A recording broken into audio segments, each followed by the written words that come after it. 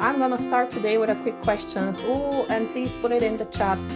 Who, though I know some of the answers already, who of you are practicing supervisors, who are team coaches, just to ensure that I kind of adapt also my content to be able to respond to different people. Please just put it in the chat. Are you practicing also team coaching, supervision if you're a supervisor? Are you more into the individual supervision space? Or maybe you're more into the group supervision. Lily, what do we see in the chat? Do we have a lot of supervisors or team coaches? How do you feel about this? Yes, it looks like at least half are practicing supervisors. Um, uh, team, some team coaching supervisors, some not a team coach, but a supervisor. So you have a big mix. It's a big mix. So Good mix.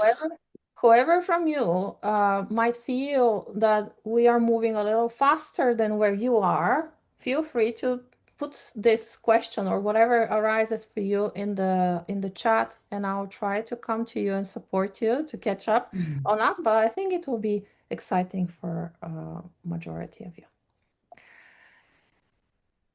So let me start with one question here. In your experience, what makes team coaching supervision different from the individual and the group supervision? And why does that difference matter? You can put your answers in the chat, but you also can raise hand. I would love to hear some voices.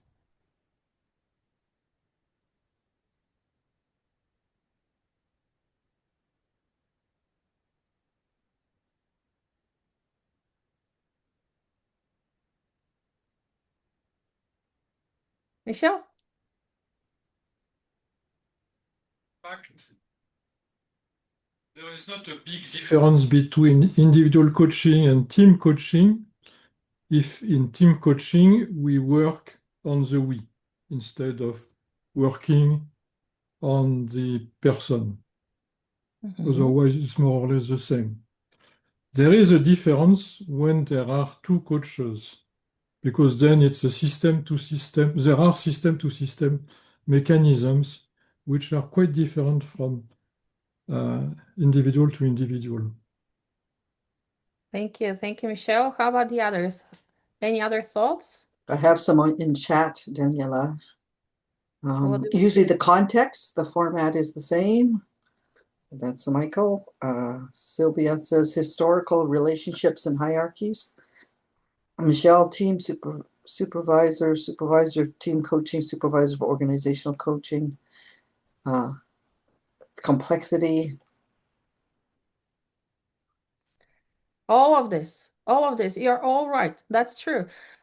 Team coaching supervision can differ from obviously the content if you have co-coaches, as Michelle said, the systemic aspect of it, the complexity, and the angle you're looking at the supervision and your clients within the supervision process. And what topics do people usually bring for team coaching supervision? What is your experience? And I would love to hear some voices. Just raise hand if you would like to respond to this. What's your practice? What are the topics that most of the people really bring for team coaching supervision? What I notice is usually a lot of overwhelm around the complexity, dealing with so many different systems, so many different pressures, where to start, how do you interact, that type of stuff. Yes. Larissa, how about you? Yeah, I would echo that. I'd also say it probably depends a bit on the maturity of both practitioners, I guess. But I guess I was originally thinking about if the team coach is newer to the practice, there tends to be a lot more of that normative, how do I do this? I'm thinking about doing this. Is this okay? Permission. Sorry. Yeah, generalization. Okay. Anyone else? I thought I've seen another hand that one. Yeah, Joanna's got her hand up. Yes, Go ahead. yes, yeah. Hi, I would just add to everything that has already been said that I sometimes work with the pairs of coaches that work for the same team, that they often want to also work a lot on the relation between the two coaches, how that's working for them. Yes. Yeah, and I would add to that, Danielle, is the team. Sometimes there's an internal team coach and an external team coach, and that adds a layer of dimension as well. So complex, isn't it? It's so complex. The team coaching supervision requires the supervisor to really think beyond the obvious, to use all of their senses, to use all of their abilities to be able to sense what is going on beyond the obvious. And you probably are very familiar with some of the models, or one of the main models in coaching supervision, which is the 10I model, which evolved from the 7I model, originally developed. And a lot of us as supervisors, including myself, were trained on it, and we are supervising based on this model. It has its own complexity as a model, but it also gets into depth of the supervision process. But what we, with Inga Bielinska, who was, by the way, supposed to be with us today, but is unfortunately not able to join us, thought about is that we are practitioners. This is really in depth, but it comes across sometimes as too complex. And we might want to look at some angles of it that are going to give us a little more flexibility. And we developed, since 2020, a model that we call Hexahelix. And we are looking at a team coaching supervision session through several aspects. Obviously, we still structure it in a way, if we can talk about structure at all in a supervision, but we try to focus on the client, obviously as one of the main heroes of this game. And the context, what is going on within the systemic view, you're going to see a lot of these aspects of our model that you already are familiar with from the 10I model. Looking at the coach, what is their role into the supervision session in the case that they're presenting to us? What is the current state of the engagement of the supervisor of the client, and the co-coaching partnership? So exploring all of these aspects are very much helping us structure the session in a way that we don't really miss any of these areas. And obviously, what is really important here is to ensure that the team coaching supervision mindset is in place, because the team coaching supervisor should be really open for, as I said before, thinking beyond the obvious. So sometimes your clients are going to come and share some systemic or procedural challenges, but they don't necessarily are the core of their issue that they would like to resolve. Now, what is making this model a little different is that we're trying to look at it from the depth perspective. And this is coming a little bit closer to what Larissa shared. It's really, we look at coach, we look at client, we look at context, but it really depends on the experience, both of the supervisor and the supervisee. And it has to go into a certain depth during the session. When you have a rather not experienced supervisee, they are going to come with stories more on the upper level of the onion. Getting deeper, using tools of reflection, embodiment, and others that are more getting into the heart of the supervisee, or maybe more complex approaches of reflection require a little bit more experience on the both sides as well. But what our model offers in a little bit of a different way is actually the concept of collaborations.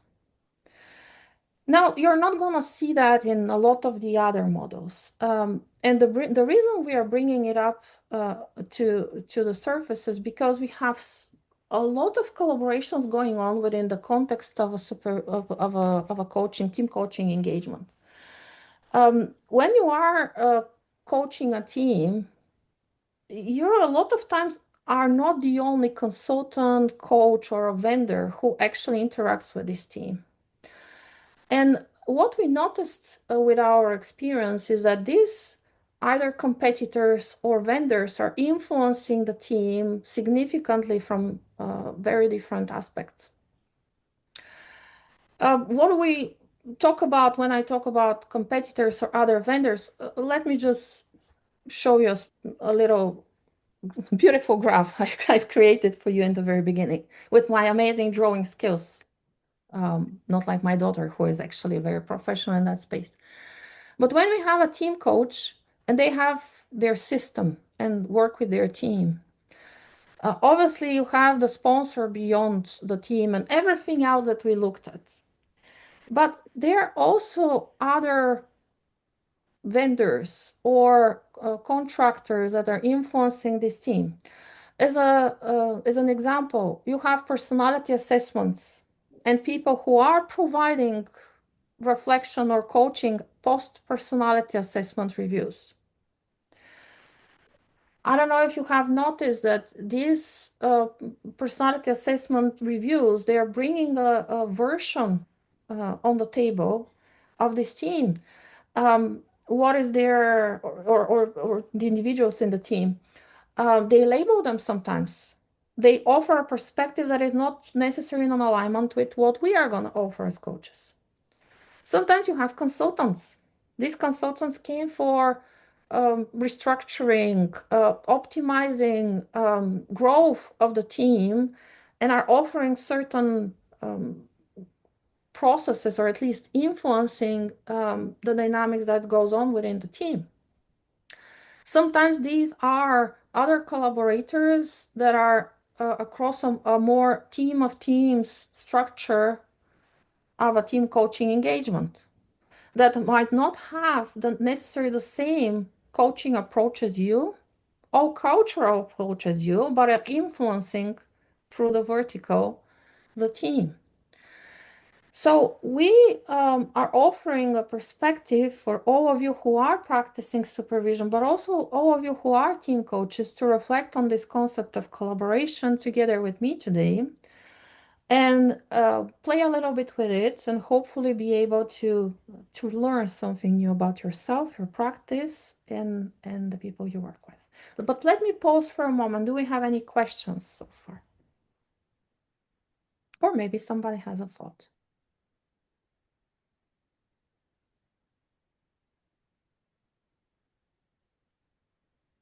Did I manage to provoke any curiosity out there?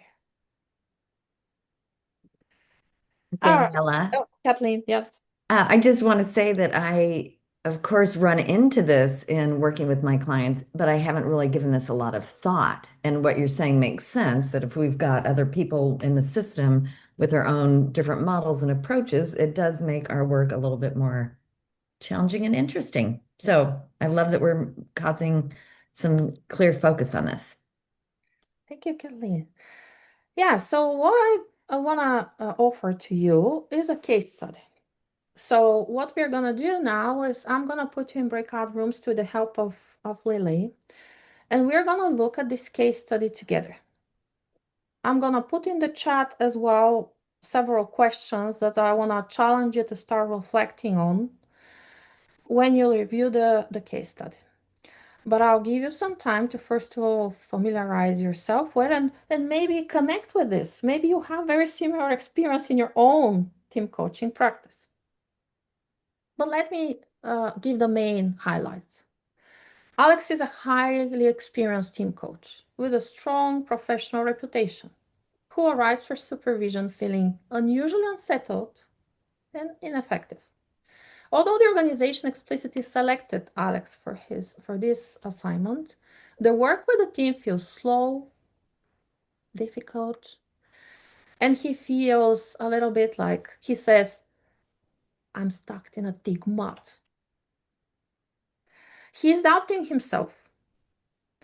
And as a supervisor explores a situation, it becomes clear that there is a team consultant that has been in place for quite some time before Alex got engaged in this team.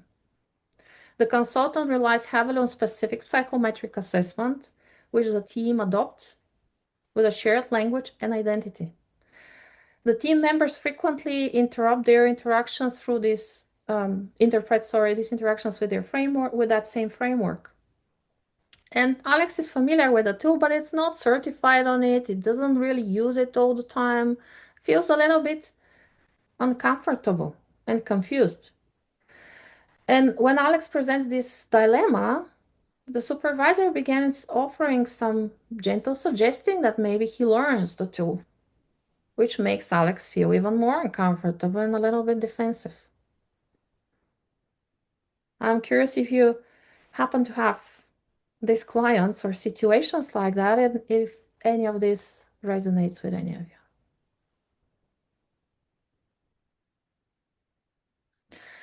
So what are we gonna do now? I'll give you just one more second to have a look on it and maybe take a screenshot if that's what you prefer to do. And we're gonna put in breakout rooms. I think that, let's see how many people do we have, Lily, so we ensure that we have three people in a room and they have enough time to discuss. I have 6 rooms of 3. It's perfect. It's perfect. Is it possible to give them then about 12 minutes each? Sure. So they have enough time to discuss. And we are gonna go for questions. I have a lot of questions here. Please don't get scared. Let's go with the first 3 questions together. I'm gonna post them into the chat for you in a second. So please discuss them, connect with it, think about the concept of collaboration. As we have a lot of experienced supervisors here, think about this. And those of you who are not supervisors, feel free to experiment, challenge yourself. If I am a team coach and I'm in the shoes of Alex, what would I need from my supervisor in order to move on? But I'm gonna now stop sharing the screen for a moment and be able to, I'll be able to paste the questions in the chat and you can take them from there. And we're gonna continue discussing them in a moment.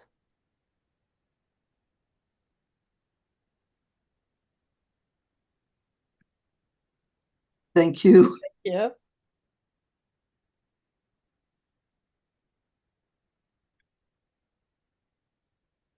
Michelle, do you have some other comment or? Are you talking to me, Michael? Oh, sorry. Yes, I'm Because looking there's at the Michelle wrong and there's screen. Michael. I'm looking at the wrong screen. I'm so sorry. No problem. Yeah, I mean, we had a wonderful discussion. I mean, a couple of points we needed to clear up was the word supervisor. Was it supervisor in the organization context, or was it team coach supervisor? So there was a bit of clarification that we needed around that. Interesting discussion. I assumed Alex was a guy. Why? So there was no gender indication there. But we came up with the sense of power plays and the control that was going on. So we came up our group with the phrase power prescriptions. So there seems to be the coaching supervisor seem to be prescriptive by suggesting and offering, as opposed to inviting the coach to explore what the learning opportunity was there, that there were parallel processes in place between the power dynamics that were going on.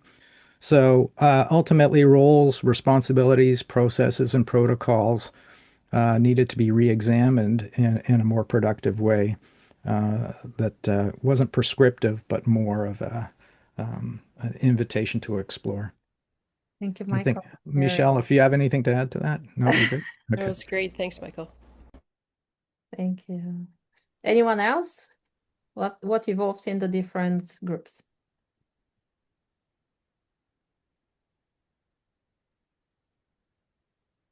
I can jump in.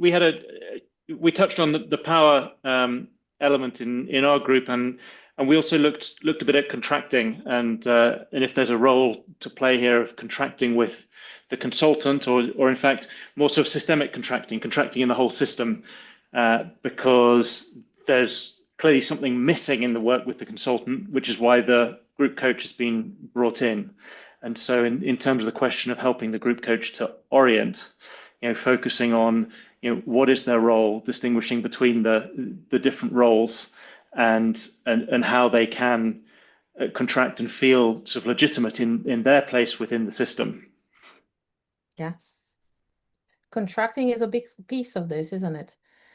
And sometimes you have a bigger complexity than what I introduced here, simply because you see with 60 minutes, you cannot really look at the whole complexity of a team coaching supervision. And especially that's why we actually focused on one step of our model, the collaboration, because it's going to take a lot of time to do everything else.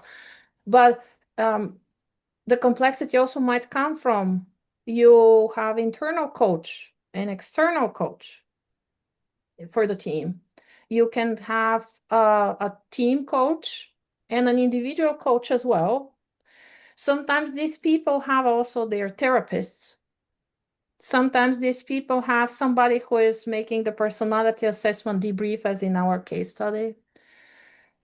Sometimes they have, in parallel, Lily and I discussed that 5 minutes ago as well, leadership development programs. Sometimes you have another supervisor who is an individual supervisor, and you are the team coaching supervisor. And sometimes you have a consultant, because nowadays a lot of these organizations are restructuring, optimizing whatever they do, and they have a consultant in place. So now the collaboration complexity becomes tremendous. You can call it vendor map, partnership map, collaboration map. For me, this is a little bit more positive, but it is introducing sense of complexity. Is there anyone else that would like to share what evolved in your small groups?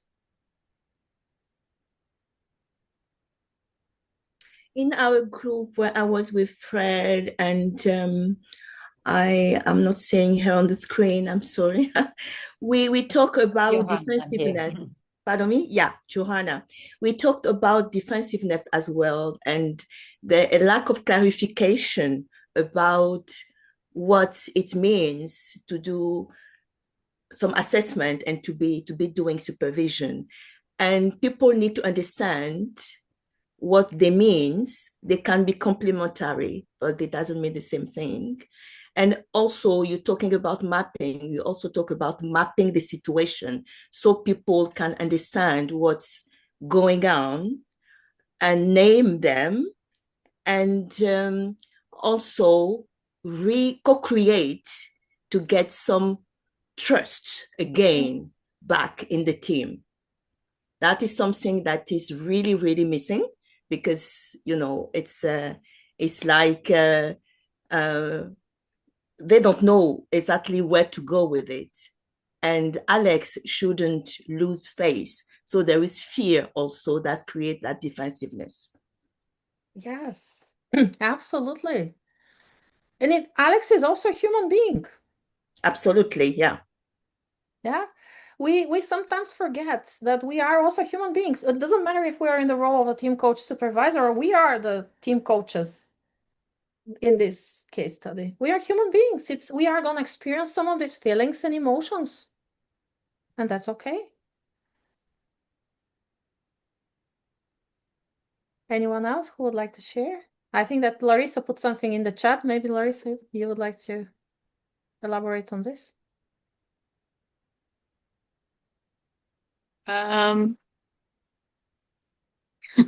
Value. Oh, I think that was just about the why.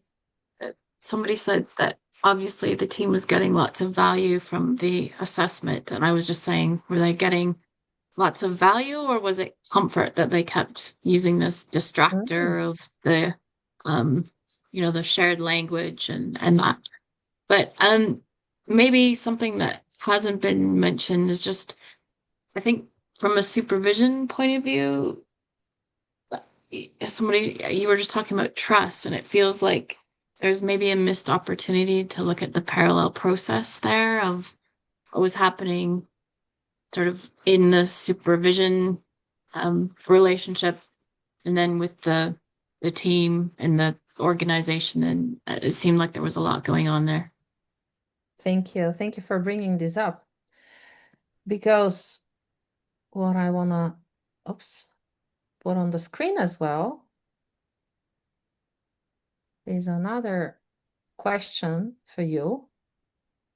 And you're going to be, oh, Daniela, so many questions.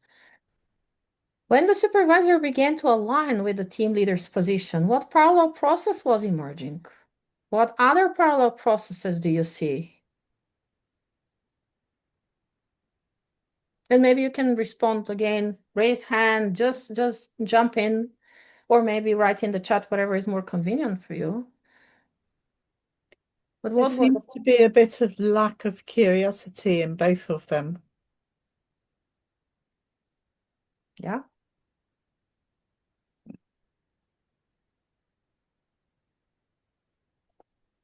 How does the other feel about it?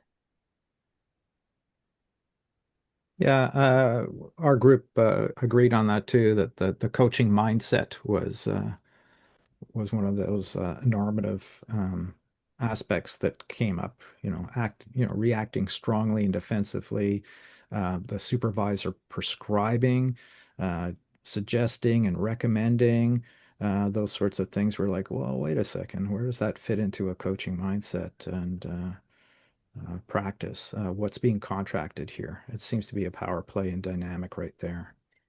And also the parallel processes with the organization pushing for this consultant, it's the same mindset in a way, as we can see. I think we were wondering whether even some of those things are our assumptions. And one possibility is that the team have never done any of this sort of work before. So having been given a model or whatever you want to call it, that they've now been labeled with, they might be just naively thinking, oh, well, now we understand it, or this is a way of understanding it, or even subconsciously, we don't know any other way of understanding it, so we're going to talk this language. And that's not overtly any kind of power play. It's just that they all have a common language and they don't have any other language. So one opportunity for the coach is to introduce other languages that they might want to use as different ways of viewing the same thing.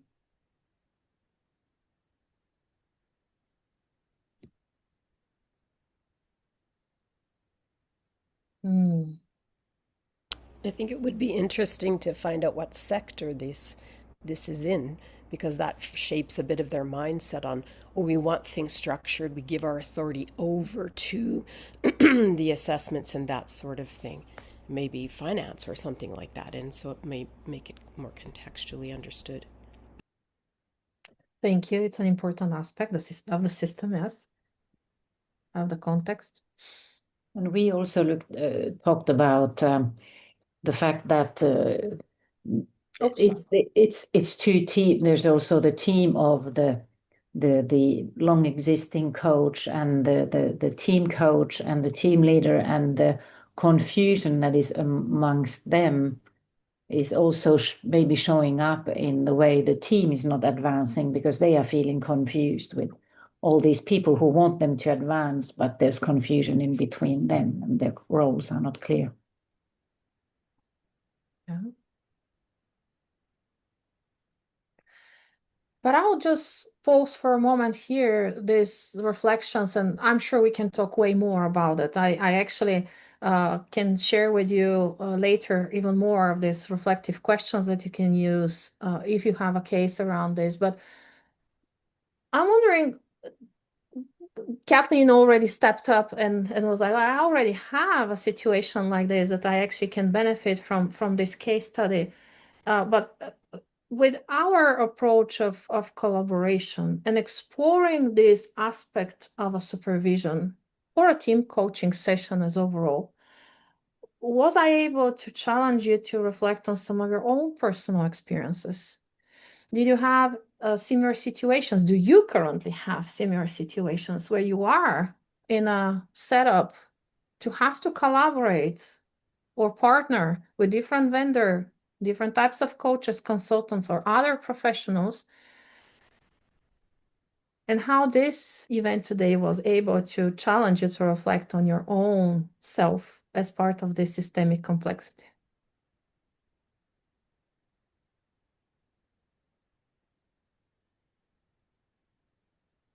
It certainly provoked me because I do Enneagram debriefs for a team coach.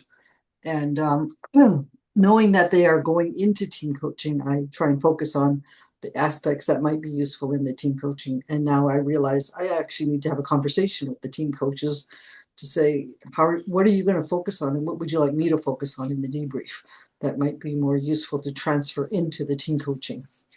So thank you for that. Thank you for sharing, Lily. Anyone else?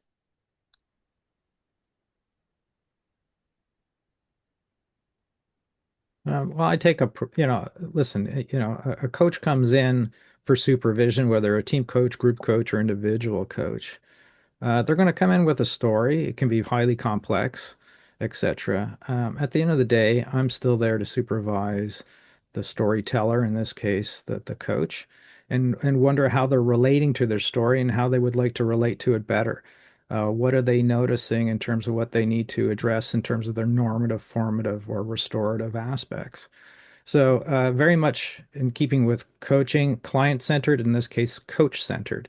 So I'm not going to allow myself to get sucked into the story, into the details of the story, and get into that problem-solving mode and to step into critical thinking with the coach. I will say, what's your process for critical thinking well in this situation? What do you think you need to attend to and address for yourself going forward that would make it work for you, as opposed to me providing you with that? Now, that being said, in supervision, we do have a collegial relationship. So will I share things in a way that will be thought-provoking and potentially address a better ending for their story as they want it? Absolutely. Resources, etc. But I do that without attachment, right? It's just an offer and, again, invitation versus a prescription. Thank you. Before we wrap up, because I know Lily also needs to share something with you at the end of this session today, I want to bring the last, obviously there are a lot of blends of this situation and exploring the collaborational aspect, but last color in this, and this is the AI. A lot of our clients, teams, and individuals, they already have 24/7 coaches working with them. Is it an AI model or is it a specific online coach that was offered to them through organizations? So don't forget that when you explore collaborational aspect of who can influence the team despite their structure, leadership, and regular system, always bring this aspect as well. Who is this not really physical collaborator that is also sitting on the table, who also has a seat on the table and is influencing their views, their culture, their reality as well. And I hope that today I was able to provoke you a little bit to think beyond the traditional systemic exploration of a team coaching supervision session. Think a little bit who sits next to you, not only who sits in front and behind you into the team coaching space of your client. And when you think beyond all of this, when you explore all of these aspects of the collaborational / vendor / competition space, I hope you're going to help the team coaches be able to reflect even more on their own experiences. And if they're co-coaches, if they're a pair, this becomes even more complex. I'm not going to open the door of this because you know what kind of animal we might be able to see, but I'm just going to mention it for your additional reflection. Thank you once again to Lily and the team for the invite. And floor is yours, Lily. Thank you, Daniela. Thank you, Daniela. As many of us know, team coaching supervision is such a complex space. So it's always nice to be able to talk with other colleagues about what's going on and some models, and to think about how we can serve our clients better. So February 16th, Sunny will be here to talk about creative methods in group supervision. It's a facilitated conversation, so come on down and have that conversation. And then March 16th, we're doing a session on remaining fit for purpose, given how crazy our world is. How do we as supervisors stay fit for purpose? And our conference this year, we have a online one, April 24th, I believe, and then in person at Royal Roads University, May 8th and 9th. Hopefully some of you can come, if not all. Thank you so much for coming, and we'll see you next month. Thank you so much, everyone. Bye-bye. Thank you, Daniela. Thank you. Thank you, Lily. Bye. Thank Thanks, you. everyone. Thanks.